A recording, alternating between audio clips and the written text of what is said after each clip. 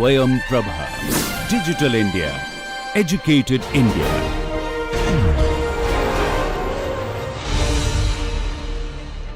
So this RF is greater than 100%. That is called as supersaturated. Okay, it happens in the higher altitudes where there is no availability of condensation nuclei. Uh, so regarding this relative humidity, so if you add water vapor to the air, then relative humidity is increasing because water vapor quantity is increasing.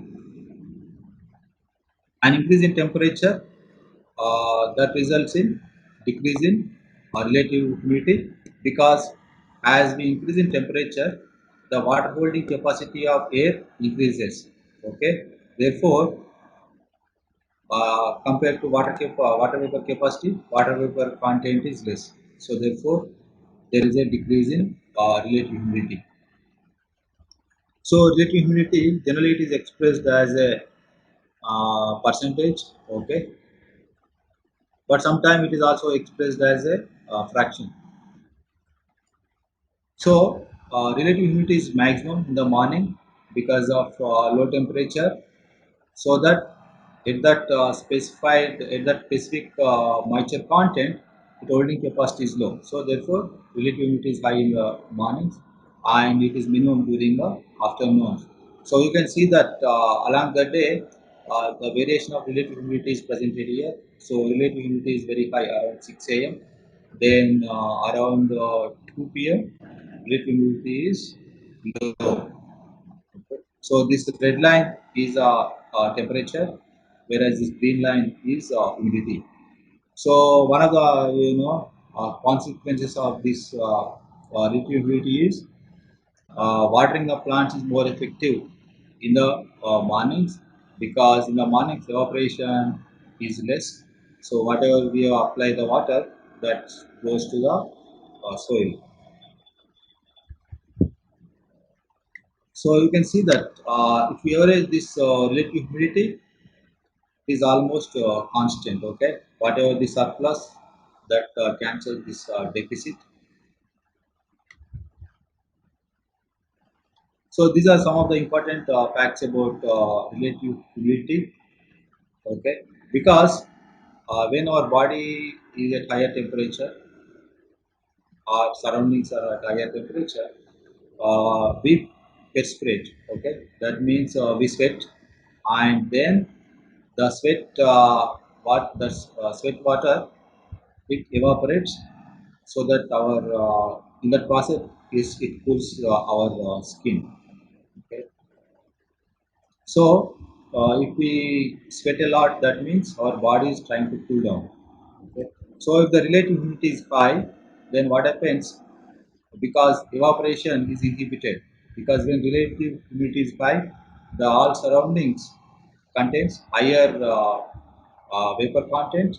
So therefore the gradient from our skin to the surroundings is small. So therefore there is no transfer, there is no evaporation from our skin. So therefore the body temperature rises. Okay, there's a term called heat index. This is used especially air conditioning purposes. Okay, heat index is what we feel the air temperature. Okay, although if air temperature is low, if the humidity is high, then we feel temperature high. Okay, suppose if the temperature is high, but in some cities, generally the temperatures are high, but the relative humidity is low. Therefore, people there they feel lesser temperature. So, uh, compared to relative humidity, there's another term called dew point temperature. Okay, that will be a more accurate about how we feel about air temperature. So that I comes in the next slide. But this heat index, it is less than 80 Fahrenheit, then we feel comfortable. Okay. If we heat index is more than 90 Fahrenheit, then it is uncomfortable.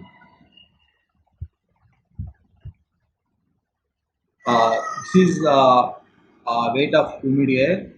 Okay. So the air, it's molecular weight, that is equal to 28.6, because 78% is nitrogen, which molecular weight is 28, and then oxygen, okay, it's 21%, and its molecular weight is 32. So therefore, mass of gas mixture, that is equal to 28.6.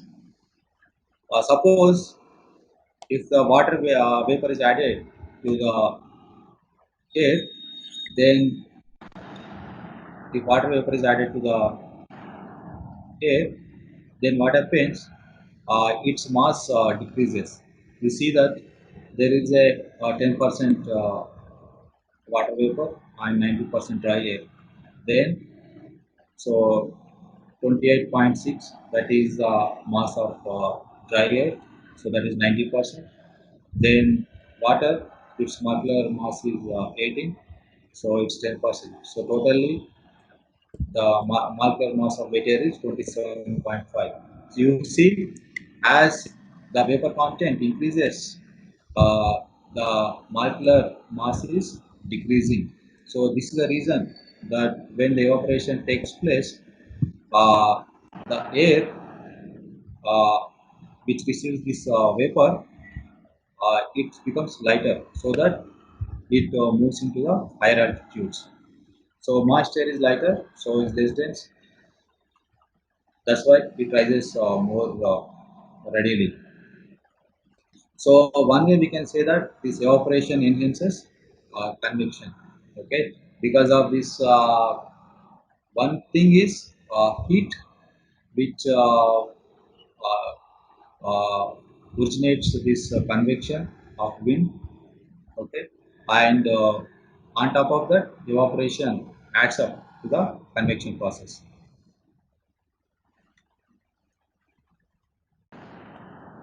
So water vapor density. So this is nothing but absolute humidity AH. So that is equal to mv by dv. So suppose this is the control volume, okay, which has got dry air and as well as water vapor. So this ma, this is actually mass of dry air plus water vapor, whereas mv is mass of water vapor and its volume is dv. So therefore, the water vapor density or absolute humidity rho v, that is equal to mv by dv. Then air density is ma, that includes moist, I mean, water vapor also. So rho a is equal ma by dv, and specific humidity qv, that is nothing but mass of water vapor divided by mass of moist air. Okay, so that can also be expressed as rho v by rho a. Okay, so if you see here, when we do rho v by rho a, finally we'll get mv by ma. So that is nothing but specific humidity qv. So this qv is very important for the calculations, to predict amount of water available for precipitation.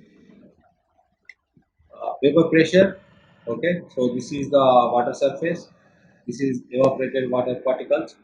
These water particles, they are applying the pressure on this water surface, so that is called as vapor pressure. And we know that ideal gas law, that is equal p is equal rho rt. That ideal gas law we can also apply to this water vapor.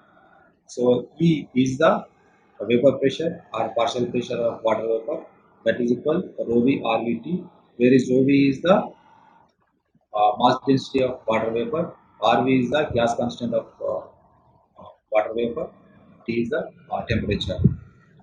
So okay, we'll come back to this later.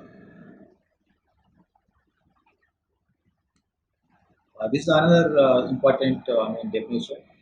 So saturation vapor pressure.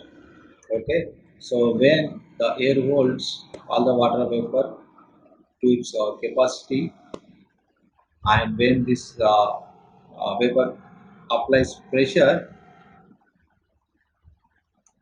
uh, it is called as the pressure of water vapor when this water vapor is fullest capacity of that air. It is called as saturation vapor pressure. So you can see this is the saturation vapor pressure, and saturation vapor pressure increases with temperature because as the temperature is increased, the water holding capacity of air increases. Okay, so therefore the saturation vapor pressure is increasing with temperature, and vapor pressure is just of water. Vapor pressure of water, it is just function of temperature. Okay, so saturation vapor pressure is given by this equation 611 exponential of 17.27 t by 237.3 plus t, and here this temperature is uh, just let me check whether it is in Kelvin or centigrade, that I will tell you. Relative humidity. So relative humidity is nothing but the vapor pressure divided by saturation vapor pressure. Okay. So in this case, you see the point C, uh, its actual vapor pressure is E. Okay. And but its saturation vapor pressure is ES. So ES is more than E. There's another important definition. It's called dew point temperature. So dew point temperature is the air temperature is at which the air will be completely saturated, okay, with its current vapor content. That means suppose air which has got some vapor content, okay, but it is not saturated, but when we start decreasing its temperature, at certain temperature it becomes saturated, so that is called dew point temperature. For example, C point is there. Uh, its temperature is T, and so okay. See the point C has a vapor pressure E, okay, a temperature T, okay, but it becomes fully saturated when the temperature reduces to TD. Okay, suppose air at 30 degrees centigrade, it has got some moisture content, but it is not saturated water content, not saturated evaporation.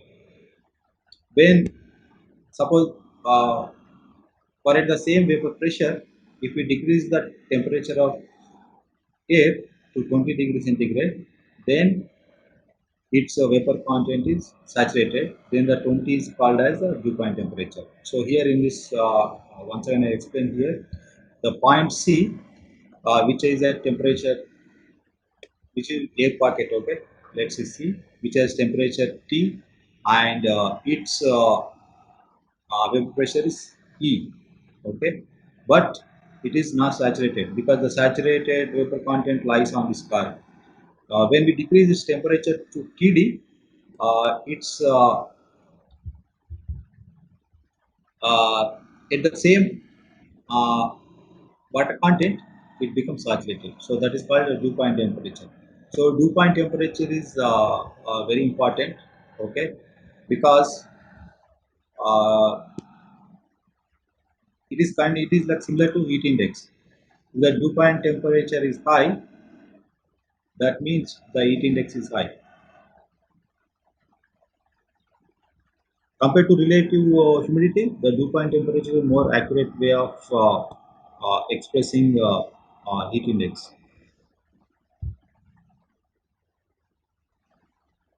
So the temperature to which the air has to be cooled with no change in air pressure or water content for saturation to occur. So the temperature is called dew point temperature. So adding water vapor increases the dew point. Why? Because if we add vapor pressure, then when we decrease the temperature to become saturated at higher temperature, see, suppose in this example, suppose the water vapor is added. Okay, the C is here, it has got E. Okay, then suppose if water vapor is added, so when the water vapor is added, the E goes up. Okay, E goes up somewhere, the E will be here. Okay, now somewhere E will be here.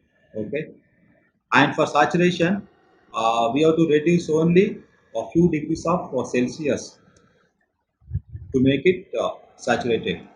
So therefore, the dew point temperature increases when we adding water vapor. That increases dew point temperature, and if we remove water vapor, that decreases the dew point temperature. So dew point temperature is measure of water vapor content in the atmosphere, and at high dew point temperature, that corresponding to high H2O content. So now, because uh, either from land or water bodies, the evaporation is taking place. Okay, so if we take a control volume just above the land or water body, then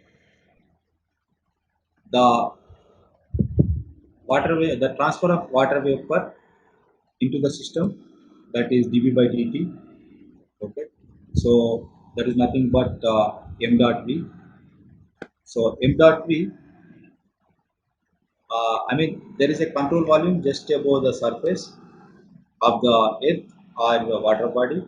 So then there is a evaporation taking place. So when evaporation is taking place, the water vapor is coming into the control volume. Okay, so the net conservation of this water content, this water vapor content, that is dB by dt. So this is nothing but a continuity equation. Okay, so here the m dot v, that is the rate at which the water vapor is being added to the system. So that is a extensive property. Then its intensive property, that is become mv by m. Okay, so that is nothing but qv.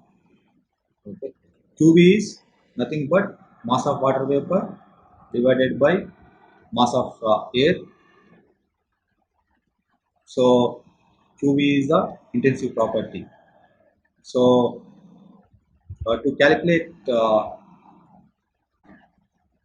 net rate at which the water vapor is being added to the system, that is equal to d by dt of uh, volume integral of qv rho a d volume plus surface integral of qv rho e vda. So vapor pressure, we can write it as E is equal rho v into rvt. This is coming from ideal gas law, and P is the this air pressure. P we can write it as rho a rat. Okay, similar to this we can write P is equal rho a rat. Okay, so this rv is nothing but gas constant of water vapor. We can write rv is equal universal gas constant divided by the mass of water vapor. Similarly, we can write P is equal rho a rat, where rho a is the air density, and Ra, that is nothing but gas constant of air, that is equal to R divided by mass of air. Okay, so when we write E by P ratio, so that comes out to be QV by 0.62. Okay, this is a homework for you. Just you know the equation for E and equation for P.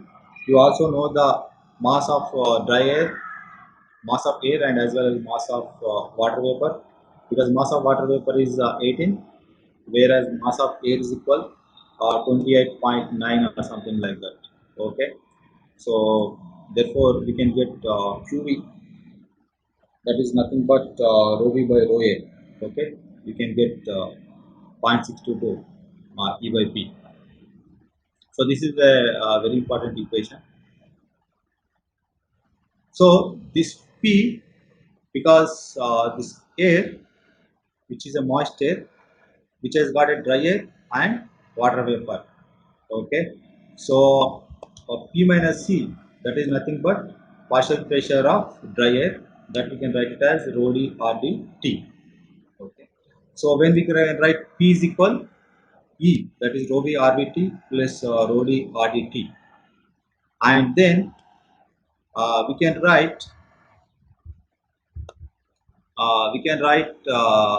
take out RD common, then we can write RV is equal R by uh, molecular weight of water vapor.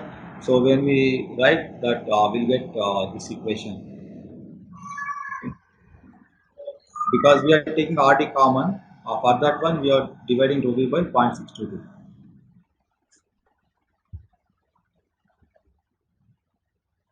Okay, so the relation between gas constant for moisture and dry air given by this equation.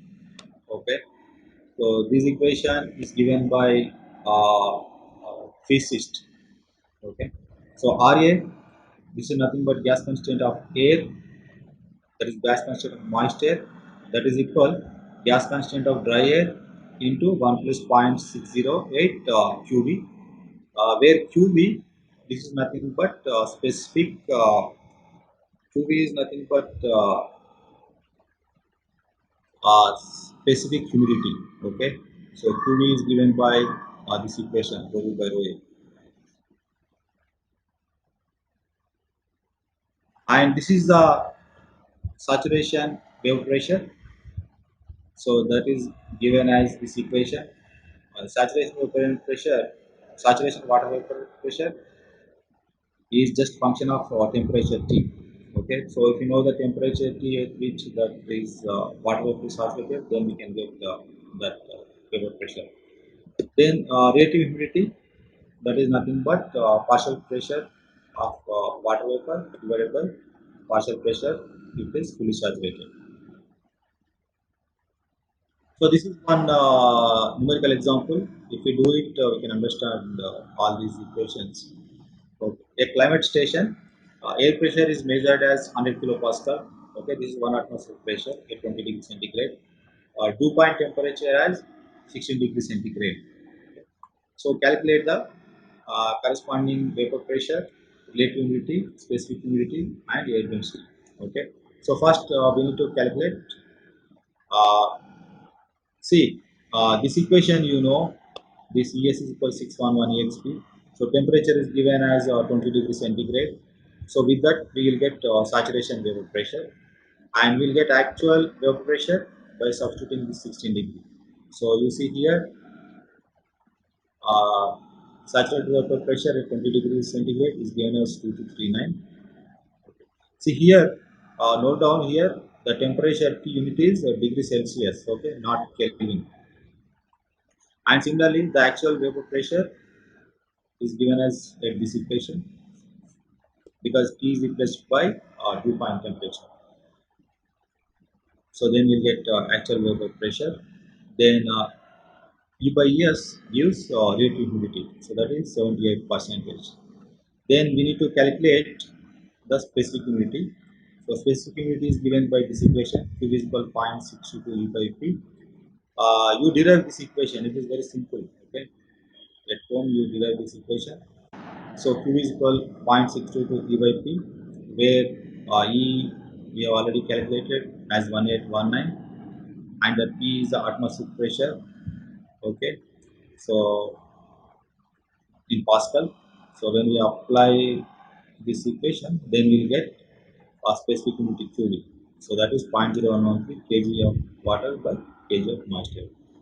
Then we are asked to calculate air density. So by using this state equation, the ideal gas law, P is equal rho A into RAT, we can calculate air density. So rho A is equal P by RA into T. P is the atmospheric pressure, that is 100 into 10 power 3 Pascal. Then RA, that is given as uh, because RA, which is the gas constant of moist air. Okay, so RA is given by this equation 287 into 1 plus 0.608 QV. Okay, so QV is known here. When you substitute, you will get RA, that is gas constant moisture air. You see, the dry air uh, gas constant is 287, whereas moist air gas constant is 289. So the difference is hardly even 0.5%. Okay, sometimes in some calculations, this gas constant, I mean gas constant of moisture is taken as gas constant of dry air, because the moisture will not change gas constant much. So now from this formula we have calculated rho A, that is equal to 1.18 kg per. So then this I'll explain this another derivation. We need to find. Okay, I'll stop it here. And this numerical, I mean this derivation of water vapor available in static air column, and then precipitable water in the air column. So this derivation and numerical, we'll do it in the we'll do it in coming Monday class. Okay. So if you have any questions, please ask me.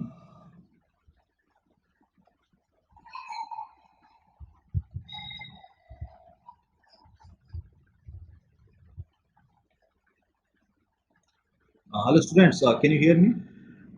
Sir. Yes, Yes, Okay. sir. sir.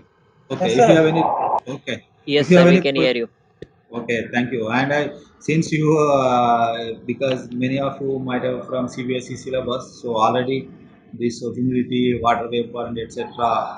You must have studied in your school days. So you are even I think better experts than me. But if you have any doubts from today's class, please let me know. Okay. Thank you.